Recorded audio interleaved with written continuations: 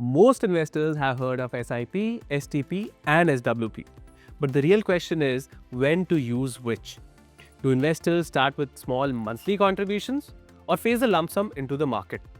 As goals get closer, how do they adjust their approach without reacting to every headline? And when they finally need the money, how do they withdraw it in a way that fits their real cash flow needs?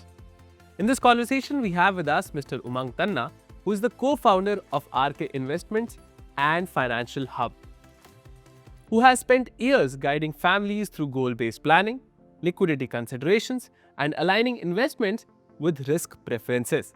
In this episode of Nivesh Pe Charcha, we explored SIP, STP, and SWP, how to use systematic tools across life stages and goals. Mr. Umang walks us through what these tools mean in practical terms. SIP for building over time, STP for transitioning money between funds as need changes, and SWP for planned withdrawals when goals turn into expenses. Let's dive in. नमस्कार Umang ji, thank you for joining us. नमस्कार सुमित जी। तो मेरे आपसे कुछ सवाल है, जिसमें से पहला ये सवाल है कि आप ये बताइए कि एसटीपी, एसआईपी, एसडब्ल्यूपी की जब हम बात करते हैं, तो क्या उनमें डिफरेंस है स्ट्रक्चरली और पर्पस के हिसाब से किस तरीके से हम यूज़ करते हैं तीनों को? श्योर। सबसे पहले तो हम ये जान लेते हैं कि तीनों तीन जो वर्ड्स है, उसके सबसे पहला जो वर्ड है वो है सिस्टमैटिक।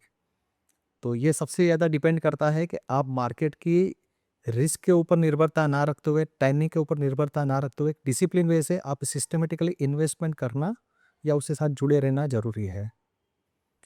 बात आती है एसआईपी की, तो एसआईपी को हम नॉर्मली कहते हैं द वेल्थ बिल्डर।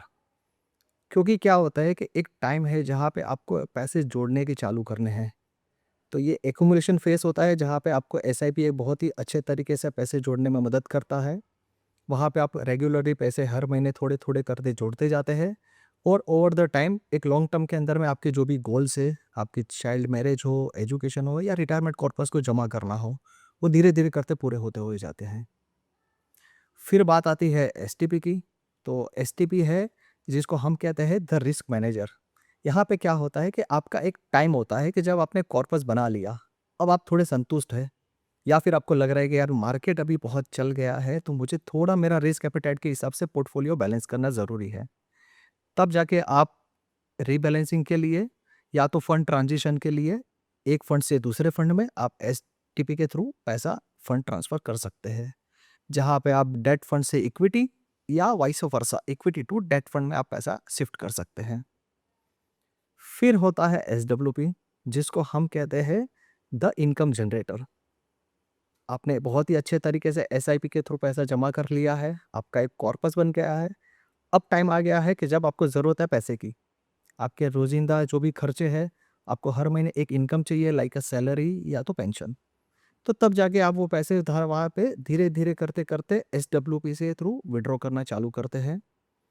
यहाँ पे ये होता है कि हर महीने आपके जो कॉर्पस जमा किए हुए हैं, उसी में से थोड़े यूनिट वो सेल कर देंगे, मतलब रिडीम्शन होके वही पैसे आपके अकाउंट में आ जाएँगे।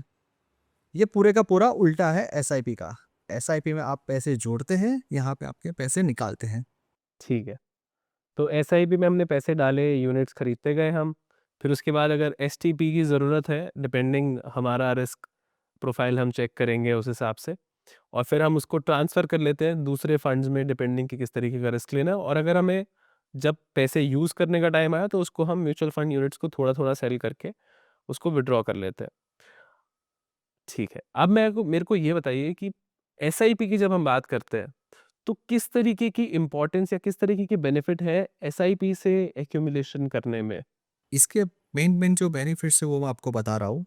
एक होता है कि यहाँ पे आपको एक सिस्टमैटिक और हैबिट हो जाती है डिसिप्लिन वे में कि जहाँ पे आप फ़ोकस करते हैं स्पेंडिंग की बजाय सेविंग के ऊपर में। यहाँ पे कैसा होगा, आप सिस्टमैटिक वे में हर महीने पैसे डालते जाएँगे, थोड़े-थोड़े करके आपके पैसे जमा होते जाएँगे और आपका एक कॉर्पस बनता जाएगा। सेकंड बेनिफिट है इसका वो है रूपी कॉस्ट एवरेजिंग। यहाँ पे आप मार्केट के टाइमिंग को ध्यान में ना रखते हुए हर महीने आप इन्वेस्टमेंट कर रहे हैं। कभी मार्केट ऊपर है तो आपको कम यूनिट मिल रहे हैं, कभी मार्केट नीचे है तो ज़्यादा यूनिट मिल रहे हैं। इससे आपका एक एवरेज आउट हो जाता है मार्केट के अंदर में और आपको टाइमिंग के लिए टेंशन नहीं लेना है। फिर होता है आपका पावर ऑफ कंपाउंडिंग। जो सब जानते हैं कि यार ये 8वां वंडर है पूरे दुनिया का, कि जहाँ पे आप पैसे जोड़ रहे हो, एक लॉन्ग टर्म के लिए आपने पैसे जोड़ दिए हैं, फिर यहाँ पे आपका पावर ऑफ कंपाउंडिंग एक काम करना चालू करेगा 5 साल, 7 साल के बाद में, फिर आपका वो पैसा और जल्दी, जल्दी, जल्दी बढ़ता जाएगा ताकि आपके लॉन्ग टर्म के जो गोल्स हैं, वो आप ईज़िली अचीव कर सकते हो। फिर होता है आपका मार्केट की वॉलेटिलिटी को कम करना। अगर आप लमसम पैसा डाल रहे हैं, तो वहाँ पे क्या होगा, आप टाइमिंग करोगे मार्केट आज नीचे जा रहा है मैं पैसा डालूँगा, फिर सोचते हो और नीचे जाएगा मैं बाद में डालूँगा तब मार्केट ऊपर आ जाएगा। एसआईपी में बाय डिफ़ॉल्ट आपने फिक्स कर दिया है टाइमिंग, वो दिन पैसा चला जाएगा भले मार्केट ऊपर हो या नीचे हो। तो इसी वजह से आपका जो लॉन्ग टर्म का प्लानिंग है वो धीरे, धीरे, धीरे करके सक्सेस होता जाएगा। और गवर्नमेंट की तरफ से इसके ऊपर में जो एक छोटी अमाउंट से शुरुआत की गई है, कि जहाँ पे बहुत ही एक्सेसिबल और अफोर्डेबल किया गया है, ताकि छोटे से छोटा आदमी भी छोटे से छोटे अमाउंट के साथ में एसआईपी के जुड़ सके और मार्केट के ग्रोथ का मज़ा ले सके। अच्छा। तो उमंग जी, आपके पास क्लाइंट्स आते हैं जो कहते हैं कि हम एसआईपी नहीं करेंगे और जैसा आपने बताया कि हम प्रेडिक्ट करेंगे कि मार्केट नीचे चली जाएगी या ऊपर चली जाएगी, हम तब डालेंगे। इस तरीके के लोग आते हैं आपके पास? आते हैं, ऐसे भी बहुत सारे लोग हैं कि जिनके पास सडनली थोड़े पैसे आ गए रहते हैं, चाहे उनको बोनस मिला हो या कहीं पे कोई प्रॉपर्टी सेल आउट की हो। तो ऐसे लोगों का क्या क्या होता है कि भाई मेरे पास पैसा बल्क में तो आया हुआ है, तो इसको मैं या तो लमसम डाल दूँ या तो मैं वेट करूँ। तो यहाँ पे फ़ायदा आता है एसटीपी का। जहाँ पे आप पैसा पूरा जो भी है आपका, वो आप कम रिस्क वाले एसेट्स में डाल दीजिए जैसे कि डेट फंड। फिर आप वहाँ पे मार्केट की वॉलेटिलिटी को ध्यान में ना रखते हुए वहाँ से जैसे हम एसआईपी के थ्रू पैसा इन्वेस्टमेंट कर रहे हैं, बैंक के थ्रू पैसा जा रहा है म्यूचुअल फंड में। यहाँ पे आपका पैसा जाएगा लो रिस्क एपेटाइट वाले क्लास से हाई रिस्क में, डेट टू इक्विटी। तो यहाँ पे भी वो सब बेनिफिट आपको मिलने लग जाएंगे, बट आपको यहाँ पे मार्केट का रिस्क नहीं रहेगा। यहाँ पे भी आपको रूपी कॉस्ट एवरेजिंग होती जाएगी। प्लस आगे चल के अगर आपको लगे कि भाई मुझे रीबैलेंसिंग वापस करना है, तो आप फ्लेक्सिबल हो, आप चाहे तो वापस पैसा इक्विटी में एक बार बन गया, आप वापस डेट में शिफ्ट करके फिर वापस से आप वही एसटीपी मोड चालू कर सकते हैं। तो अभी आपने बताया एसटीपी का एक यूज़, और किस-किस सिनेरियोज़ में एसटीपी को यूज़ किया जाता है? एसटीपी का और भी बहुत सारी जगह पे आप यूज़ कर सकते हैं। जैसे कि अभी बहुत सारे ऐसे फंड हैं जो बाय डिफ़ॉल्ट स्विच कर सकते हैं आपका पैसा, जहाँ पे मल्टी एसेट्स बोलते हैं। बट वही जगह पे अगर आपने पोर्टफोलियो बना के रखा हुआ है, जैसे कि आपने एक्यूमुलेशन में पैसा तो बना लिया, फिर एक टाइम आता है जब आपकी एज हो जाती है 45-50, अब आपको लग रहा है यार मुझे रिस्क नहीं लेना है। मेरा पूरा पैसा मैंने लगाया था इक्विटी में, अब मेरा कॉर्पस भी बन गया है, मेरे जो गोल्स आ रहे हैं नियर बाई टर्म्स में, वहाँ पे मुझे थोड़ा सिक्योर पैसा चाहिए। ऐसा ना हो कि मेरे गोल्स आके खड़े हो दरवाजे पे और मार्केट गरम से गिरा हुआ हो। तो उस टाइम पे राइट, तो आप उसी के लिए 1-2 साल पहले से एसटीपी के थ्रू पैसा आपका इक्विटी से आप अदर क्लास में शिफ्ट करना चालू कर दीजिए। डेट फंड हो गया या गोल्ड सिल्वर हो गए, जहाँ पे भी आपको ठीक लगे वहाँ पे। तो यहाँ पे भी आप धीरे-धीरे अपना पैसा एक सिक्योर वे से शिफ्ट कर सकते हो, जो भी आपने प्रॉफ़िट बनाया है, वो आपके गोल के उस टाइम पे कंप्लीट होने के लिए। अब एसडब्ल्यूपी पे आते हैं कि विथड्रॉल मैकेनिज़्म में किस तरीके से काम करता है एसडब्ल्यूपी? ये तो आपने बताया कि जैसे हर महीने थोड़ी-थोड़ी यूनिट सेल हो जाएँगी। किस तरीके के इन्वेस्टर्स एसडब्ल्यूपी को ज़्यादा यूज़ करते हैं, इसके बारे में भी बताइए? नॉर्मली देखा जाता है तो ज़्यादा करके जो पेंशनर है, मतलब जो नियर बाय रिटायरमेंट एज पे है या रिटायर हो चुके हैं, या फिर अभी बहुत ही नया चलन है कि जहाँ पे उनके पास पैसा आया हुआ है, उनको ज़्यादा मगजमारी नहीं करनी, एक रेगुलर इनकम की ज़रूरत है, वो लोग भी आजकल पैसा डाल रहे हैं और वहाँ से एसडब्ल्यूपी ले रहे हैं। क्योंकि पीछे 10-15 साल में अगर हम देखा जाए तो बहुत सारी जगह पे जिन लोगों ने एसडब्ल्यूपी चालू की थी, एक जगह पे उनका मार्केट में पैसा बढ़ भी रहा था, एक रेगुलर इनकम उनको आ रही थी, ताकि उनके डेली के खर्चे वो वहाँ से निकाल सकें। प्लस जहाँ पे आपको टैक्स एफिशिएंट वे से भी पैसा अगर आपको वापस प्रॉफिट बुक करना है जिसको बोलते हैं, वहाँ पे भी आप एसडब्ल्यूपी का यूज़ कर सकते हैं। आपको लग रहा है मेरा पैसा बन गया है लेकिन मुझे एक साथ में निकाल के पैसा यूटिलाइज़ नहीं करना है क्योंकि मुझे ज़रूरत नहीं है। बट मुझे हर साल के कुछ प्लान से या गोल से जहाँ पे मैं पैसा यूज़ कर सकता हूँ, जैसे मुझे फैमिली के साथ एक टूर लगाना है, तो फिर वहाँ से मैं पैसा विथड्रॉ करना चालू करूँगा। वो पैसा जुड़ जाएगा, मैं 1 साल के बाद वहाँ पे मैं आपका टूर लगा लूँगा। फिर आपको लग रहा है मेरे बच्चों के मुझे एजुकेशन के लिए पैसे फ़ीस पेमेंट करनी है, तो भी आप एसडब्ल्यू के थ्रू पेमेंट विथड्रॉ करके आप वो भी कर सकते हैं। आपके बच्चों के लिए आपको गिफ्ट वगैरह देनी है उनके बर्थडे के टाइम पे, तो वहाँ पे भी आप एसडब्ल्यूपी का यूज़ कर सकते हैं। तो ऐसे बहुत सारी जगह पे आप पैसे हैं आपके जो आप यूटिलाइज़ कर सकते हैं। और इसका फ़ायदा एक ये रहेगा कि आप पैसे तो विथड्रॉ कर रहे हो, बट फिर भी जो आपका कॉर्पस मार्केट में पड़ा हुआ है, तो मार्केट के साथ वो भी ग्रो होता जाएगा। और यहाँ पे 2 तरीके से आप एसडब्ल्यूपी यूज़ कर सकते हैं।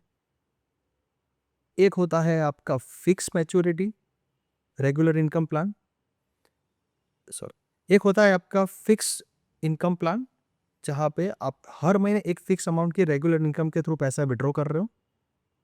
आपका जो भी कॉर्पस है वहाँ पे आप एक अमाउंट आप सेट कर लो कि भाई मुझे इतना परसेंटेज मेरा कॉर्पस का विड्रॉल चाहिए और उसका हर महीने मुझे इतना पैसा मिलना ही चाहिए, ताकि उससे आपके जो रेगुलर एक्सपेंसेस है वो वहाँ पे आप सेट ऑफ कर रहे हो। दूसरा होता है कि मुझे ऐसा है कि भाई मेरा कॉर्पस बन चुका है, बट यहाँ से मुझे हर महीने फिक्स नहीं चाहिए, पर यहाँ से जितना मार्केट ऊपर जाएगा उतना पैसा मुझे मिल जाना चाहिए अभी। तो वहाँ पे आपका होता है एप्रिसिएशन विड्रॉल।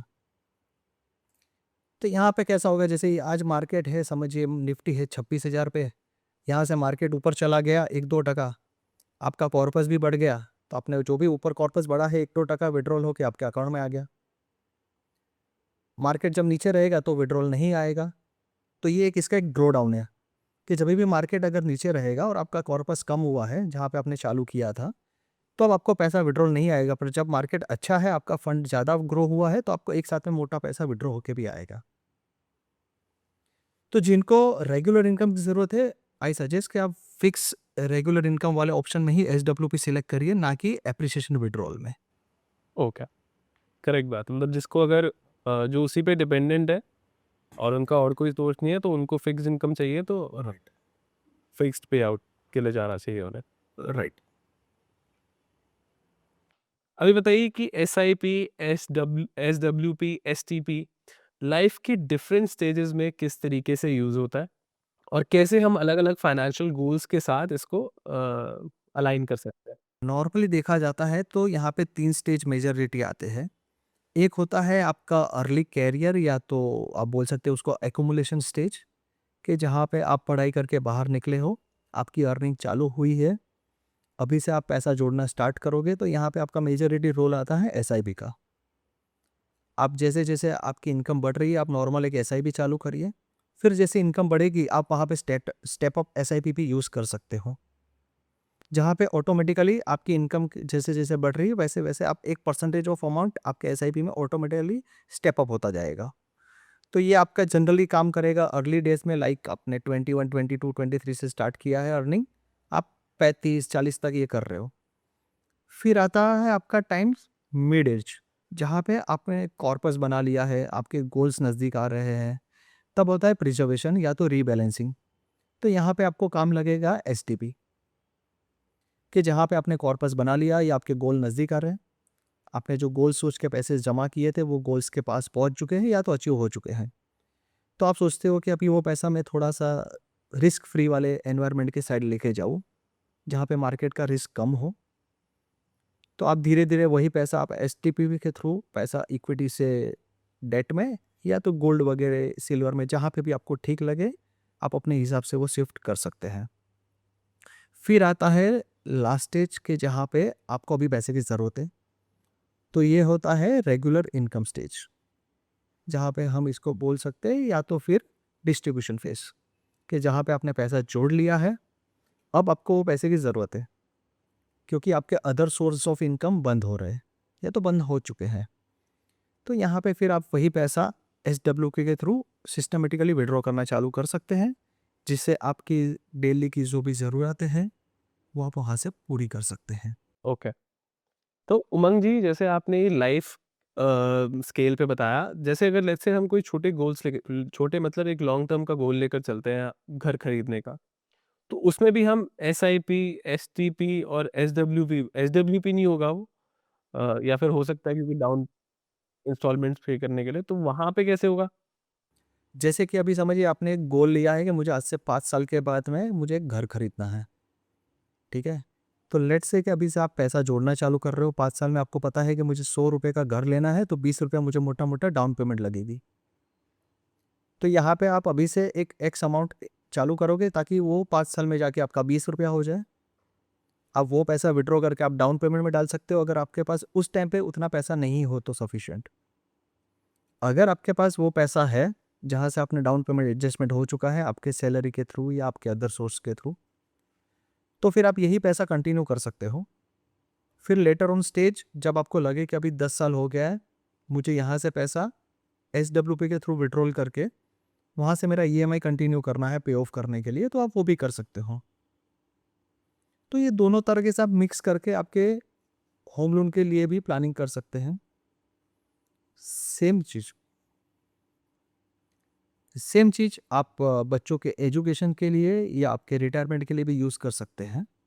जहाँ पे आपने उनके लिए एक पैसे जोड़ने के लिए SIP चालू किया था, जब आपके बच्चे बड़े हो गए तब आपने उनके एजुकेशन के जो भी एक्सपेंसेस आ रहे थे तब आपने SWP चालू कर दिया, ताकि हर साल अभी वही पैसा आपका फ़ी पेमेंट के लिए जाता रहे। मेरा लास्ट क्वेश्चन है उमंग जी आपसे कि जब भी हम SIP, STP और SWP करने जा रहे हैं तो किन फैक्टर्स को कंसिडर किया जाए?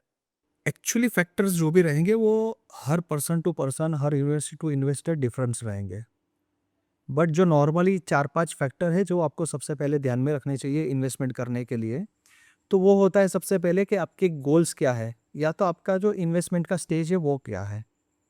अगर आपका गोल है कि भाई मुझे लॉन्ग टर्म में पैसे बनाने हैं, एक वेल्थ क्रिएशन करना है, पर आपकी एज कम है, तो आप अभी एक्यूमुलेशन स्टेज में हो, तो यहाँ पे आपको SIP चालू करना है सबसे पहले। जितना भी हो सके आप ज़्यादा से ज़्यादा पैसे बचाते जाइए, ताकि आपके लॉन्ग टर्म के जो गोल्स है वो आपके जल्दी से जल्दी अचीव होने लगे। फिर आता है आपका सेकंड स्टेज के, जहाँ पे आपको ये डिसाइड करना है कि भाई मुझे इन्वेस्टमेंट होरिजन कितना है। तो इन्वेस्टमेंट होरिजन अगर आपका लॉन्ग टर्म है तो वहाँ पे आप ज़्यादा करके इक्विटी फंड ले सकते हैं, जहाँ पे थोड़ा रिस्क ज़्यादा रहेगा, बट वो आपको हेल्प करेगा ज़्यादा रिटर्न्स अर्निंग करने में ओवर द लॉन्ग टर्म। और यहीं पे अगर आपका गोल्स जैसे कि 8-10 साल, 15 साल, 20 साल है, तो मेरा ऐसा मानना है कि हर इन्वेस्टर के पोर्टफोलियो में उनकी रिस्क के हिसाब से छोटा अमाउंट आपका स्मॉल कैप फंड होना चाहिए, ताकि पास्ट में हमने ऑलरेडी देखा चुके हैं कि बहुत सारे स्मॉल कैप फंड्स जो है उन्होंने अच्छे रिटर्न जनरेट करके दिए हुए हैं। तो ये एक अच्छा टूल आपका है जो आपको एक्स्ट्रा अर्निंग करके दे सकता है। बट यहाँ पे रिस्क आपको ध्यान में रखनी है, ताकि वॉलेटिलिटी आपके जो भी गोल है उसको आपके फोकस से अलग ना कर सके। फिर दूसरा आता है आपका मार्केट रिस्क टॉलरेंस। कभी कभी ऐसा होता है कि आपका रिस्क एपेटाइट जो है वो बहुत कम है, आप चाहते हो कि भाई मुझे थोड़ा पैसा नॉर्मल इंस्ट्रूमेंट से ज़्यादा मिल जाए पर मार्केट का रिस्क ना चाहिए, तो मैं सजेस्ट करूँगा आप हाइब्रिड फंड में चले जाइए, ताकि वहाँ पे मार्केट की वॉलेटिलिटी कम हो जाएगी और आपके रिस्क के हिसाब से आप टके रहेंगे मार्केट में। अगर आपको रिस्क एपेटाइट ज़्यादा है तो फिर आप फुल इक्विटी की साइड भी जा सकते हो, या तो एग्रेसिव फंड की साइड जा सकते हैं। फिर आता है आपका टैक्स वे, या तो कैश फ्लो भी आप देख सकते हैं दोनों चीज़ों को। अगर आपको कैश फ्लो की रिक्वायरमेंट है तो आप पैसा आपकी रिस्क एपेटाइट के हिसाब से हाइब्रिड फंड या इक्विटी फंड में डाल के वहाँ से SWP ले सकते हैं। और अगर आपको टैक्स इफिशिएंट वे से भी पैसा चाहिए तो आप फिक्स मैच्योरिटी प्लान के बजाय आप पैसा यहीं पे इन्वेस्टमेंट करके उसमें से विड्रॉल ले सकते हैं, ताकि वहाँ पे आपका टैक्स इफिशिएंट वे भी कम हो जाए, ताकि आपका पैसा है जो है विड्रॉ होके आ रहा है वहाँ पे आपका कैपिटल भी रहता है और प्रॉफिट भी रहता है पार्ट ऑफ द। तो यहाँ पे आप टैक्स भी मैनेज कर सकते हैं। नॉर्मल आप डिविडेंड या उसके अदर कंपोनेंट के कंपेयर में यहाँ पे टैक्सेशन भी आपको कम रहेगा। तो इस तरीके से आप अपने लाइफ स्टेज, आपकी रिस्क एपेटाइट, आपका जो गोल है उसका होरिजन कितना लंबा है, ये सब आप पहले मैनेज करिए। फिर उसके हिसाब से फिर आप प्लानिंग करिए कि आपको आगे कौन से फंड सिलेक्ट करने हैं और कितने टाइम के लिए आपको रहना है।